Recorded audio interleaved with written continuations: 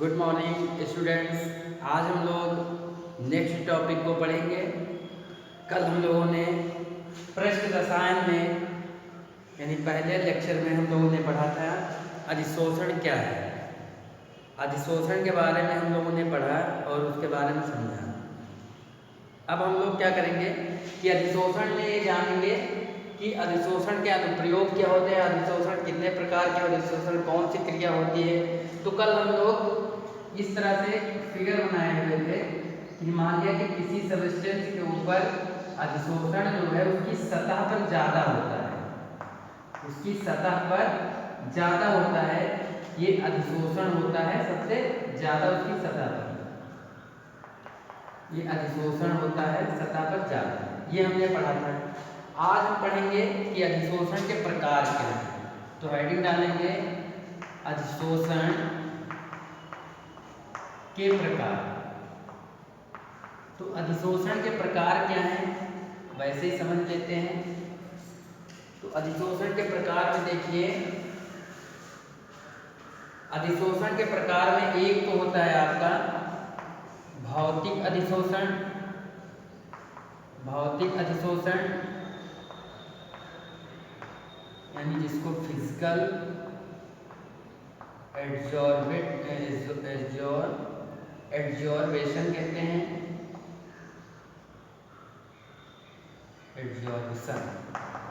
एड्जॉर्बेशन कहते हैं। और एक होता है रासायनिक अधिशोषण। तो रासायनिक अधिशोषण में कहते हैं उसको केमिकल एड्जॉर्बेशन, ये कहते हैं। अब इसके बारे में हम लोग जानेंगे। तो देखिए भौतिक अधिशोषण क्या है और रासायनिक अधिशोषण क्या है। तो भौतिक अधिशोषण यहाँ पे होगा कि जैसे किसी सब्सटेंस को हम क्या करेंगे, अभी आपने कहा माना कि किसी भी वस्तु के ऊपर हम किसी पदार्थ को ऐसे अधिशोषित कराते हैं। अब ये अधिशोषित कराते हैं तो ये पदार्थ जिससे चिपक जाता है, मान लीजिए जो नीचे अगर कोई सब्सटेंस है वो ये पदार्थ ऊपर का कोई चिपक रहा है, तो ये चिपकने में जो यहाँ पे फोर्स लगता है ना, जो फोर्स लगता है अगर ये कमजोर होता है, क्या होता है, कमजोर होता है, यानी जो ये बल है ये कमजोर होता है, तो इस बल को हम कहते हैं वंडरवाल यानी वंडरवाल बल कहते हैं। तो वंडरवाल बल क्या होता है, कमजोर होता है। तो ये कहाँ होता है, भौतिक में होता है। अर्थात इसमें जो अधिशोषित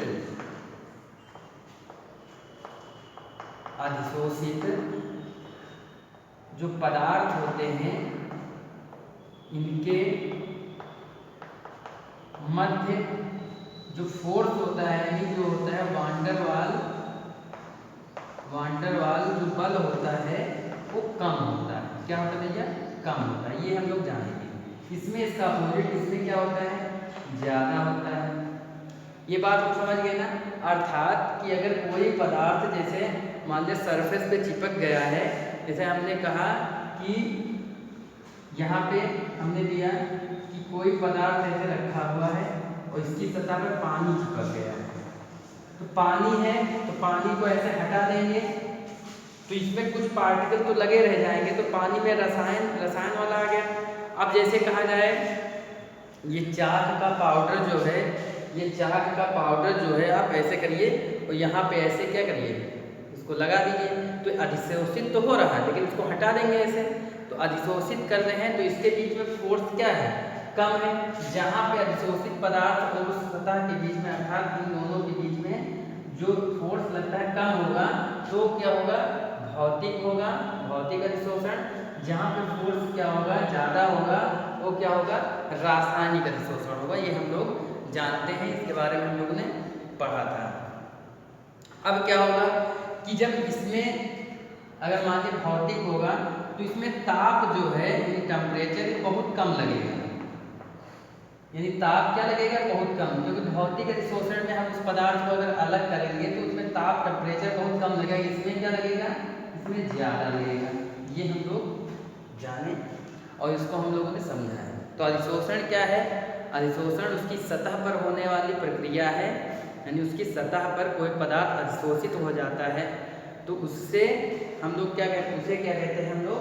अधिशोषण कहते हैं। ये हम लोग समझ लिए। अब हम पढ़ते हैं इसके बारे में। अधिशोषण का मतलब इफेक्ट किससे किससे होता है, यानी कौन से ऐसे मतलब तरीके होंगे जिनके कारण से उनके ऊपर कुछ इफेक्ट भी आ जाता है, उसके बारे में हम लोग जानेंगे। जैसे इसकी प्रकृति क्या होती है, यानी जो आपकी अधिशोषण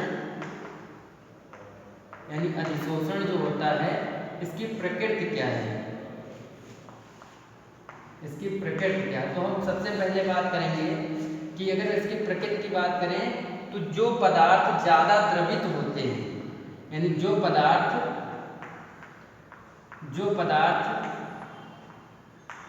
ज़्यादा द्रवित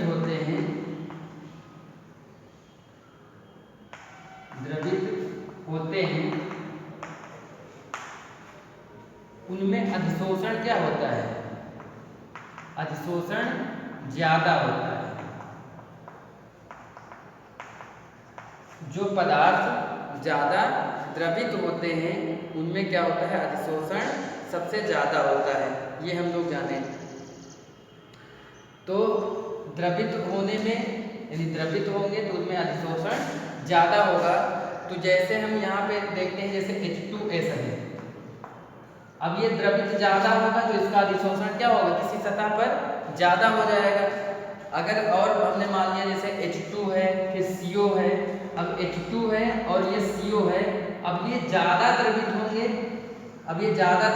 तो इनका अधिशोषण ज़्यादा होगा, अर्थात ये सतह पर क्या होंगे? ज़्यादा अधिशोषित हो जाएंगे, ज़्यादा इसमें चिपक जाएंगे।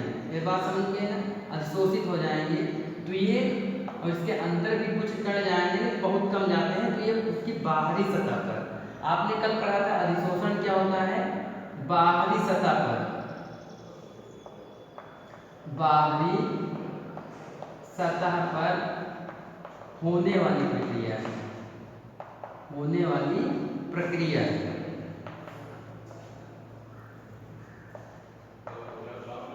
होने वाली प्रक्रिया है, ये इसके बाहरी सतह पर होने वाली प्रक्रिया है।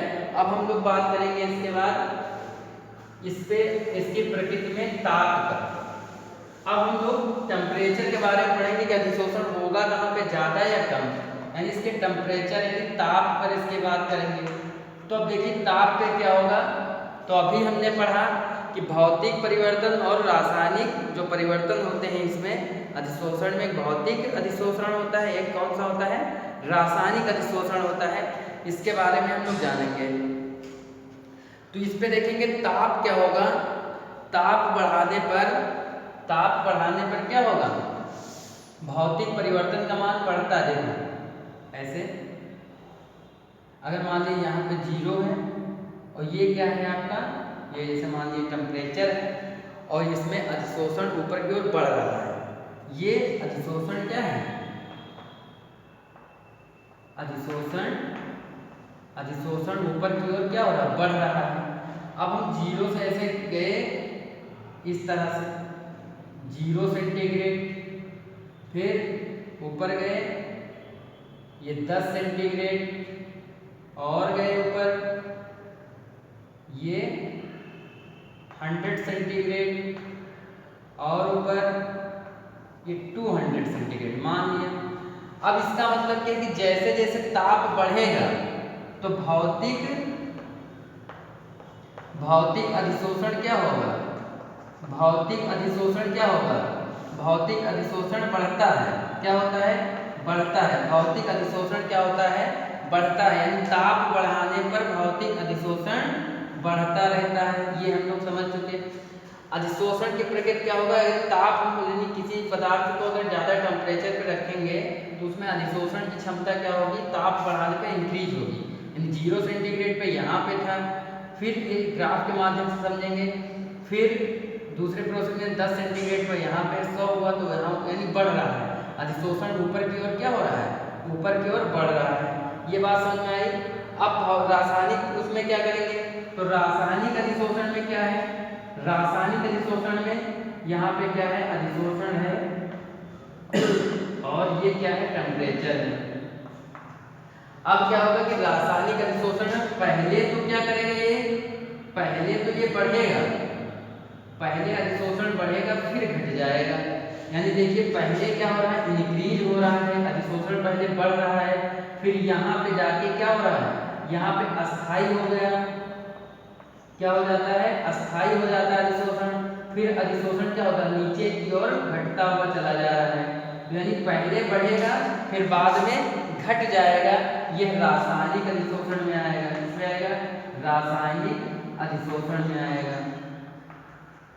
ये चीज समझ में आई, रासायनिक अधिशोषण में, और ये इसमें आएगी, ये भौतिक अधिशोषण में आएगा कि ताप बढ़ाने पर इसका मान बढ़ता ही चला जाता है। ये हम लोग पढ़े। फिर अगर बात करते हैं कि इसका अनुप्रयोग क्या है, यह अधिशोषण जो है इसका अनुप्रयोग क्या है, देखते हैं अनुप्रयोग। तो इसका अनुप्रयोग तो बहुत आसान है, जैसे हम लोग प्रैक्टिकली देख भी रहे हैं। जैसे अब ये कोरोना काल चल रहा है, तो इसमें आप लोग मास्क लगाते होंगे ना, तो अनुप्रयोग में क्या है, इसका अनुप्रयोग लिख लीजिए। अब अनुप्रयोग में देखेंगे अधिशोषण का अनुप्रयोग, मतलब इसका उपयोग कहाँ, कैसे आप प्रैक्टिकली इसको देखेंगे, कैसे आपको दिखाई पड़ता है कि कहाँ अधिशोषण हो रहा है, कहाँ अधिशोषण नहीं हो रहा है, उसके बारे में। तो आपने देखा होगा इस कोरोना काल में कि आपने ये देखा होगा कोरोना काल में अधिशोषण कैसे होता है। जैसे नंबर 1 मास्क, तो मास्क में देखा होगा, मास्क जो होता है तो मास्क के ऊपर क्या होता है, चारकोल होता है। चारकोल की एक क्या होती है, परत होती है, और वो चारकोल की परत की मास्क के ऊपर लगी होती है ऐसे। तो चारकोल की जो परत लगी होगी तो वो क्या करता है कि हानिकारक गैसों को रोक लेता है, अधिशोषित कर लेता है। तो अंदर जो जाता है शुद्ध हवा जाती है, और बाहर जो हानिकारक पदार्थ होते हैं उसको अधिशोषित कर लेता है। तो इससे हानिकारक पदार्थ अंदर नहीं जा पाते हैं। तो जैसे अब आप कहेंगे कि इसमें जैसे हानिकारक पदार्थों में जैसे CO2 हो गया, कार्बन मोनोऑक्साइड हो गया, और फिर जैसे H2S भी गैस हो गई, यानी हानिकारक गैसें। अब जैसे हानिकारक गैसें जो हमारे लिए हानि पहुंचाती हैं, इस तरह की गैसों को क्या करता है, बाहर रोक लेता है। जितने कीटाणु होते हैं या जितने वायरस आपको उड़ते हुए ये सब नजर आते हैं, धूलकण होते हैं, तो इनको जैसे क्या करते हैं, जैसे मान लें कि ये मास्क आप लगाते हैं, तो मास्क में देखा होगा कि इसके ऊपर एक सतह होती है। इस सतह पे जब वायु का प्रेशर जाता है तो ये CO2 को फिर NO2, इस तरह की गैसों को, ये क्या हानिकारक गैसों को ये रोक लेगा, अंदर नहीं जाने देता है। यानी इसको अवशोषित इसी पे यानी अधिशोषित कर लेगा बाहरी सतह पर, और ऑक्सीजन शुद्ध हमारी क्या होगी, अंदर जाएगी, जिससे हम लोग श्वसन क्रिया करेंगे। तो ये इस प्रकार से इसको चारकोल की जो परत होती है वो रोक लेते हैं हानिकारक पदार्थ को मास्क में। तो ये प्रक्रिया किसमें आता है, अधिशोषण में आता है। फिर अगली बात करें, जैसे अगला, जैसे आपने देखा होगा कंप्यूटर आपके यहाँ होंगे या लैपटॉप होंगे, तो उसका जो माउस होता है वो जहाँ पर रखते हैं, तो वहाँ पे जो माउस यानी कर्व होता है, तो उसको आप घुमाते रहते हैं। तो वहाँ पे एक देखा होगा कि एक सिलिका की एक पैकेट रखी होती छोटी सी। तो सिलिका की जो पैकेट होती है, वो पैकेट क्या होती है, वो आर्द्र जो होती है, यानी वहाँ पे जो नमी होती है, तो उसको वहाँ पे वो पैकेट रखी रहती है, उसको वहाँ पे चलाया करते हैं। चलाने से ये होता है कि जो नमी होती है उसको सूखा स्थान चाहिए कर्व चलाने के लिए ऐसे। तो वहाँ पे वो क्या होता है कि उसको वहाँ चलाते हैं, ऐसे करते हैं। तो क्या होता है, जो नमी उस स्थान पे होती है, उस नमी को वो सिलिका पैकेट जो होती है वो सोख लेती है, अर्थात उस नमी को क्या करती है, यानी क्या करती है, अधिशोषित कर लेती है अपनी सतह पर। और जब अधिशोषित कर लेती तो वहाँ पे सूखा स्थान हो जाता है। एक तो अनुप्रयोग ये हो गया। दूसरा अनुप्रयोग भी हम जैसे कल बताया था कि किसी भी रंगीन यानी इंक जैसे है, इंक को पानी में घोल देते हैं, तो इंक जो होगी वो पानी में घुलने के बाद वो पूरे पानी में इंक हो जाएगी। फिर हम चाक का टुकड़ा उसी में डाल देंगे। डालने के बाद क्या होगा, चाक का टुकड़ा जब डाल देते हैं तो उसकी बाहरी सतह, ये जो बाहर की सतह है, इस पे रंग जो होगा अधिशोषित हो जाएगा और फिर पानी क्या हो जाएगा, रंगहीन हो जाएगा। और ये पूरे इसके बल यानी भीग तो पूरी जाएगी, लेकिन अधिशोषण इसके बाहरी सतह पे होगा, अंदर नहीं होगा। और अंदर गीली जरूर हो जाएगी, तो वो तो अधिशोषण और अवशोषण दोनों की प्रक्रियाएं होती हैं। जिस प्रक्रिया में अधिशोषण और अवशोषण दोनों होता है उसे हम शोषण कहते हैं। ये हम लोग मतलब समझे यार। तो इसके अनुप्रयोग में हम लोग समझ चुके हैं। और भी इसका हम अधिशोषण बहुत से ऐसे एग्जाम्पल हैं जो आप इन्वायरमेंट में देखते हैं कि अधिशोषण अवशोषण ये सब क्रियाएं होती रहती हैं। जैसे आपके घरों में देखा होगा कि बहुत तरह से जैसे जंग लग गया, यानी किसी पे क्या होता है कि नमी को सोख लेती है, ऐसा ना करें। अब जैसे स्पंज देखा होगा आपने, यानी कोई जैसे आप जिसको ऐसे देखो रुई जैसा होता है, अब उसको जैसे रुई से ऐसे होगा, छोड़ देंगे हम, तो छोड़ देंगे तो क्या होगा, उसको अगर पानी में डालेंगे तो उसका वजन बढ़ जाएगा। क्यों? क्योंकि वो पानी को एब्जॉर्ब कर रहा है, क्योंकि पूरी बॉडीज में आ रहा है। तो एब्जॉर्प्शन वो नहीं, मतलब एड्जॉर्प्शन वो नहीं, उसकी सतह पर जब क्रिया होगी तो उसको एड्जॉर्प्शन यानी अधिशोषण कहेंगे। ठीक है, आज आप लोग इतना ही पढ़िए और कल इसका वीडियो आपको मिलेगा। और इस चैनल को आगे बढ़ाने के लिए शेयर करिए, सब्सक्राइब करिए, कमेंट्स करिए।